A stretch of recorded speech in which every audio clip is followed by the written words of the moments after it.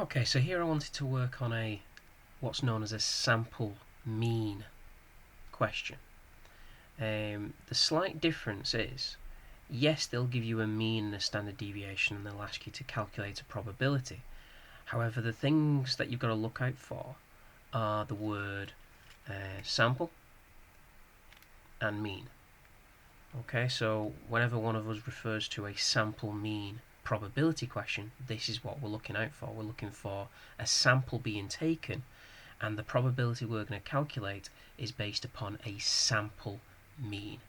So here the words sample and mean aren't together, but it does refer to sample and mean in the same sentence. So that sample size of 36 is our clue. In this certain question we've got a mean of 18 and 12. I'll talk about how 12 is a relatively large standard deviation in comparison to 18 and the importance of that later, but for now we're focusing on sample, probability of a sample, what's the probability of the mean from this sample. So it's not just a straightforward calculate 20, instead it's a sample mean greater than 20. And the issue is, W bar, the sample mean of these weights, has a different distribution. So whenever we read this type of question, we've got to think, hang on, something's different. Something needs to be done slightly differently. We need to use what's known as the standard error. So instead of sigma, the standard deviation, we use sigma over root 10. That's how the sample size affects the probability. So here the sample size affects the distribution, which in turn affects the probability. So for our distribution that we're dealing with, W bar instead W, I've put a big question mark, and I'll explain the importance of that question mark shortly. For W, has a mean of 18, but it has a standard error of sigma 12 over root n, which was 36 for this question.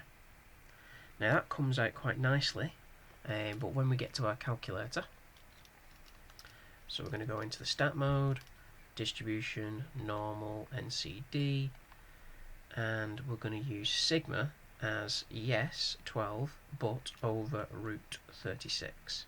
Now you can actually type it in like that. Yes, it'll simplify and it's quite nice for this question. It's 2. Mean of 18, and we want greater than 20. So 20 is going to be the lower, and the upper is a very large number. We're going to end up with a probability just less than a half. So let's see what comes out. So yeah, 20 is the lower, big number is the upper. Sigma over root 10, so 12 divided by the square root of 36 for this question. Yes, it simplifies to 2. Mu 18, yeah, just less than a half. 0.159. 0.159 to 3 significant figures. That probability looks familiar because I think the z-score is 1. Anyway, it doesn't matter. So yeah, that probability was actually relatively easy to calculate. The difficulty was spotting that it was a probability of a sample mean of a W bar instead of a W. Alright, so let's look at that question again. Bit of inception here. Find the probability the mean is more than 20. So probability of a sample mean. They're not all together as a phrase, they're in the same sentence. Probability, sample, mean. Sample size 36, we've used that as the standard error. We've used that within the standard error, sigma over root 10. Instead of 12, we've used 12 over square root 36. To finish off the question, it says indicate where, if anywhere, you've used CLT. Now, we have used CLT. Now, what CLT does is it says that if we take a large enough sample size, greater than 30, we've taken sample size 36, we can apply the central limit theorem, i.e. we don't need it to be normal. We don't need W to be normal. In this question, it didn't tell us. nowhere in the question did it tell us that W was normally distributed. It just said W has mean standard deviation. Didn't tell us that it was normally distributed. So we've had to assume W bar is. If W is, W bar is. If W isn't, the only way W bar could be is if we apply central limit theorem. Now for that to happen, we're going to need a sample size that's large enough. Here we've used a sample size 36. Good. So the sample means W bar will be. So yes, we've just used CLT. The reason why I'm making a note of this is because the question that's on your assignment, that's similar to this, actually gets you to explain why W, or in that case it might be X or Y or whatever, might not be. Now if you think about the outlier formula, specifically the negative outliers, if you end up with a negative value which makes absolutely no sense to the context, then it's unlikely to be normally distributed. So in this case, 18 and 3 standard deviations to the left actually takes you to a negative value.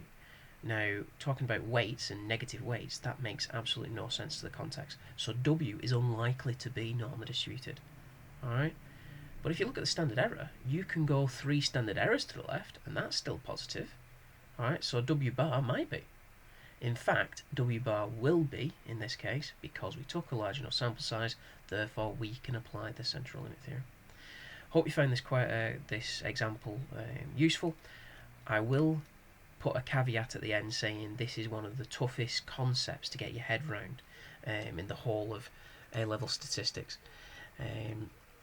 So yeah, if you have any questions about the sample mean probability question that's on the assignment, please do not hesitate to contact either myself or your own tutor, and we'll be in touch and we'll be able to help you through.